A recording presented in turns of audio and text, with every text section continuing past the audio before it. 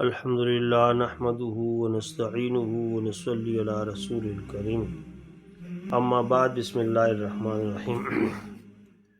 حضرت ابو ہریرہ رضی اللہ عنہ سے روایت ہے کہ نبی اکرم صلی اللہ علیہ وآلہ وسلم نے ارشاد فرمایا کہ جس رات مجھے معراج کا سفر کرایا گیا، میں نے 7ویں آسمان پر اپنے سر کے اوپر بجلی کی سی گرج اور چمک دیکھی، اور کچھ لوگ دیکھے کہ ان کے پیٹ ان کے سامنے ایسی کوٹھڑیوں کی طرح ہیں جن میں سانپ چلتے پھرتے باہر ہی سے دکھائی دیتے ہیں۔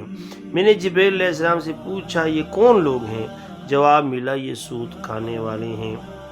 عطا خراسانی رحمۃ اللہ علیہ روایت کرتے ہیں کہ حضرت عبداللہ بن سلام رضی اللہ فرماتے ہیں کہ سود کے 72 درجے ہیں۔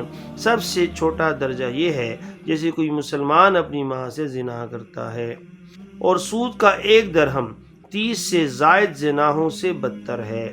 نیز فرمایا کہ اللہ تعالیٰ قیامت کے دن ہر برے بلے آدمی کو کھڑے ہونے کا حکم فرمائیں گے۔ سود خور دیوانے اور پاگل کی طرح کھڑا ہوگا اور گر پڑے گا، صحیح طور پر کھڑا بھی نہ ہو سکے گا۔ حضرت عمر بن خطاب رضی اللہ عنہ سے روایت ہے کہ قرآن کی سب سے آخر میں اترنے والی آیت سود والی ہے، جس کے بعد رسول پاک صلی اللہ علیہ وسلم کا وصال مبارک ہو گیا اور آیات ربا کی پوری وضاحت ہمارے سامنے نہ آ سکی۔ لہذا سود سے بھی اور مشتبہ کاموں سے بھی بچتے رہو، بلکہ ہر صغیرہ اور کبیرہ سے بھی بچتے رہو۔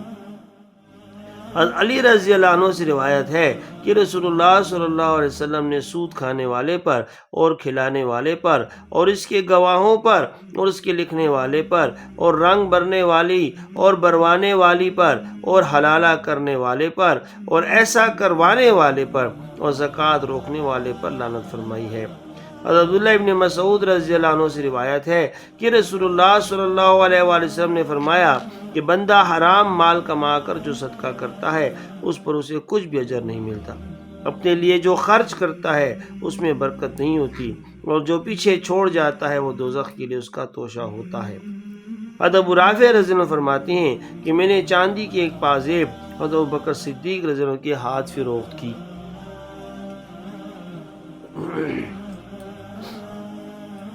آپ نے ترازو کی ایک جانب پازیب اور دوسری جانب درہم رکھ کر تولا تو پازیب ذرا سی بھاری نکلی۔ آپ نے کینچی پکڑی، میں نے عرض کیا اے خلیفہ رسول صلی اللہ علیہ وسلم، میں یہ زائد مقدار چھوڑتا ہوں۔ آپ نے فرمایا ہرگز نہیں، میں نے رسول اللہ صلی اللہ علیہ وآلہ وسلم سے سنا ہے کہ زائد لینے والا اور دینے والا دوزخ میں ہوں گے۔ حضرت ابو ہریرہ رضی اللہ عنہ، ابو سعید خدری اور عبادہ بن صامت رضوان اللہ تعالی عنہ مجمعین وغیرہ حضرات حضرت صلی اللہ علیہ وسلم کا ارشاد نقل کرتے ہیں کہ چاندی کو چاندی کے بدلے برابر بیچو، زیادتی سود ہے۔ گندم کو گندم کے بدلے برابر فروخت کرو، زیادتی سود ہے۔ اسی طرح حضور صلی اللہ علیہ وسلم نے جو کھجور نمک کا تذکرہ بھی فرمایا، پھر ارشاد فرمایا کہ جو کوئی زیادہ لیتا یا دیتا ہے وہ سودی معاملہ کرتا ہے۔ حضرت ابن مسعود رضی اللہ عنہ فرماتے ہیں کہ ہم ایک حصہ سود کے ڈر سے 9 حصے حلال کی بھی چھوڑ دیتے تھے۔ یہی مضمون حضرت عمر بن خطاب رضی اللہ عنہ سے بھی منقول ہے، اور یہ مقولہ مشہور ہے کہ جہاں کہیں زنا اور سود عام پھیل جائے وہ خطہ تباہ ہو جاتا ہے۔ حضرت علی رضی اللہ عنہ کا قول ہے کہ جو شخص مسائل سیکھے بغیر تجارت کرنے کے وہ سود میں پھنس گیا، وہ سود میں غرق ہو گیا، وہ سود میں ڈوب گیا۔ حضرت عمر بن خطاب رضی اللہ عنہ کا ارشاد ہے کہ ہمارے ان بازاروں میں وہ لوگ قطعاً خرید و فروخت نہ کریں جو مسائل سے واقف نہیں، اور نہ وہ جو ناپ تول صحیح رکھتے ہیں۔ حضرت عبد الرحمن بن ثابت رحمۃ اللہ سے روایت ہے کہ جب کسی بستی والے 4 چیزوں کو حلال سمجھنے لگتے ہیں تو ان کی ہلاکت کا فیصلہ کر دیا جاتا ہے، جبکہ وہ تول میں کمی کریں، پیمائش میں کمی کریں، بکثرت زنا کرنے لگیں، سود کھانے لگیں۔ کیونکہ زنا عام ہوگا تو ان میں وبا پھیلے گی، ناپ تول میں کمی کریں گے تو بارش سے محروم ہو جائیں گے، سود کھائیں گے تو باہمی تلوار چلے گی۔ عبید محاربی رحمۃ اللہ کہتے ہیں میں حضرت علی رضی اللہ عنہ کے پیچھے پیچھے بازار میں جا رہا تھا، ان کے ہاتھ میں درہ تھا، اگر کسی آدمی کو دیکھتے کہ ناپ میں کمی کر رہا ہے تو اسے مارتے اور فرماتے ناپ پورا رکھو۔ حضرت ابن عباس رضی اللہ عنہ سے منقول ہے کہ فرمایا کرتے تھے، اے اجمی لوگوں، دو باتیں ایسی تمہارے سپرد ہوئی ہیں کہ تم سے پہلے لوگ انہی کی وجہ سے ہلاک ہو گئے، ایک ناپ اور دوسرا تول۔ ایک حدیث میں ہے کہ لوگوں پر ایک زمانہ ایسا آئے گا کہ کوئی شخص بھی سود سے نہ بچے گا۔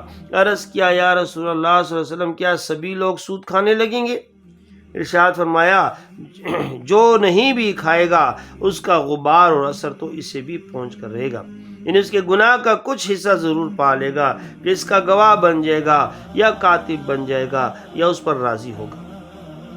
بہرحال مذکورہ درجوں میں سے کسی نہ کسی درجے کا گناہ اسے مل کر رہے گا، جیسے کہ حضرت بکر رضی اللہ عنہ کا ارشاد گزرا ہے کہ زائد لینے یا دینے والا دونوں دوزخ میں ہوں گے۔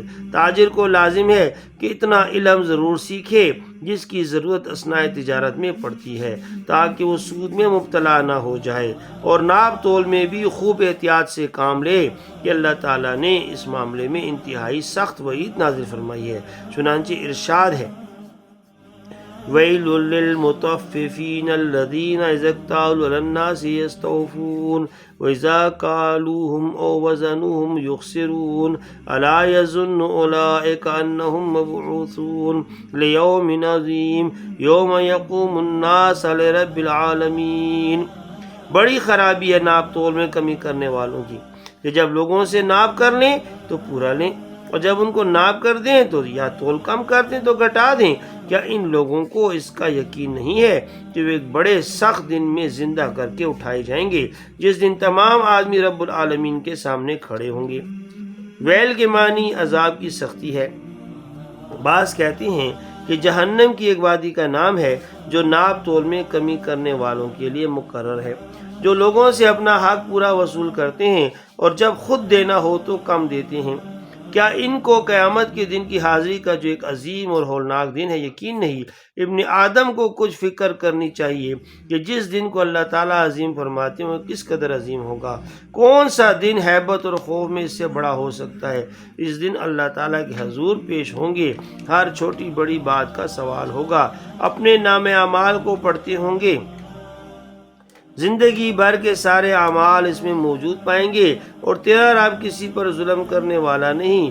وہ شخص بشارت کے لائق ہے جس نے دنیا میں لوگوں کے حقوق کے بارے میں اعتدال اختیار کیا، اور ان لوگوں کی خرابی ہے جنہوں نے بے اعتدالی برتی۔